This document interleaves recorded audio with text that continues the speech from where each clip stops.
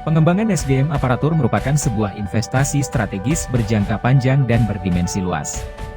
Olehnya itu memerlukan kesatupaduan dan kemauan dari pimpinan sebagai penentu kebijakan dan aparatur sebagai subjek pengembangan. Di mana salah satu area perubahan dalam reformasi birokrasi adalah area penataan SDM aparatur. Di antara isu-isu yang menjadi perhatian dalam penataan SDM adalah pengembangan kompetensi SDM aparatur. Dari berbagai regulasi yang ada, Undang-Undang Nomor 5 Tahun 2014 tentang ASN, Permenpan RB Nomor 38 Tahun 2017 tentang Standar Kompetensi Jabatan ASN, Permendagri Nomor 108 Tahun 2017 tentang Kompetensi Pemerintahan. Maka paling tidak terdapat 4 kategori kompetensi yang harus dipenuhi, yaitu kompetensi manajerial, kompetensi teknis, kompetensi sosiokultural. Dalam rangka menghasilkan aparatur sipil negara yang profesional yang mampu menjawab tuntutan organisasi di era VUCA dalam menunjang performa individu dan organisasi menuju birokrasi berkelas dunia. Sebagai daerah otonomi baru yang memiliki potensi pendapatan asli daerah yang tidak terlalu besar, maka dapat dipahami jika pemerintah Kabupaten Mamuju Tengah juga tidak mengalokasikan anggaran pengembangan SDM aparatur dalam jumlah anggaran yang besar. Hal ini berarti diperlukan skenario atau pendekatan tertentu dalam upaya pengembangan SDM aparatur yang tidak berbasis anggaran. Agar sumber daya manusia yang ada di pemerintah daerah memiliki kualitas yang handal, maka diperlukan program pengembangan berupa pendidikan dan pelatihan yang berkualitas dan sesuai dengan kebutuhan individu pegawai yang terencana dengan baik.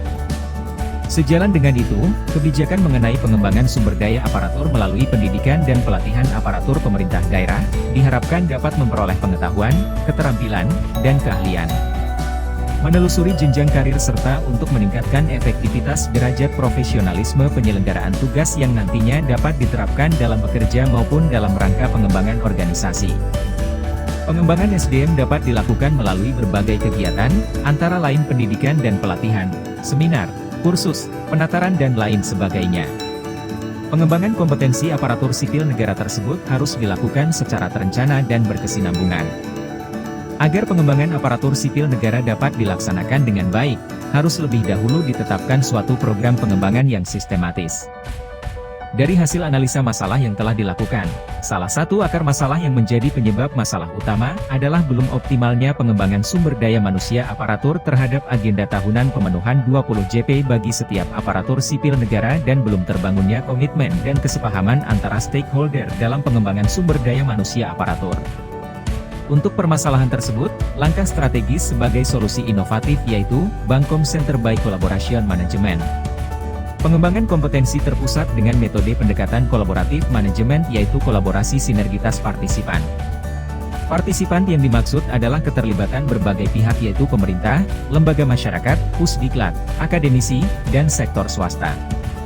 Untuk meningkatkan kapasitas dalam mewujudkan reformasi birokrasi demi menghasilkan sumber daya manusia aparatur yang profesional, yang mampu menjawab tuntutan organisasi di era VUCA dalam menunjang performance individual maupun organisasi menuju birokrasi berkelas dunia. Adapun manfaat yang bisa diambil dalam pengembangan inovasi ini adalah yang pertama. Bagi organisasi dalam hal ini Kabupaten Mamuju Tengah, mewujudkan misi keempat pemerintah Kabupaten Mamuju Tengah, yakni memantapkan tata kelola pemerintahan yang baik. Yang kedua, manfaat bagi stakeholder. Pertama, meningkatnya kapasitas manajerial dalam mewujudkan reformasi birokrasi. Kedua, meningkatnya kapasitas penguasaan bidang teknis dalam mewujudkan birokrasi yang lebih baik dan world-class government.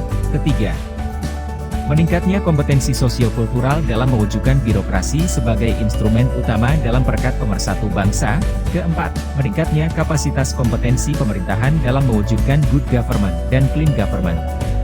Dan yang kelima, meningkatnya tata kelola birokrasi dalam meningkatkan gaya saing daerah. Inovasi yang dilaksanakan diharapkan memiliki dampak yang baik dan berkelanjutan, beberapa di antaranya adalah terselenggaranya pengembangan sumber daya manusia aparatur lingkup pemerintah Kabupaten Mamuju Tengah dalam pemenuhan 20 JP bagi setiap aparatur sipil negara. Terwujudnya pemetaan talent pool, smart ASN serta terpenuhinya indeks merit system. Terwujudnya kolaborasi antara stakeholder dalam pengembangan sumber daya manusia aparatur demi terwujudnya reformasi birokrasi menuju birokrasi berkelas dunia.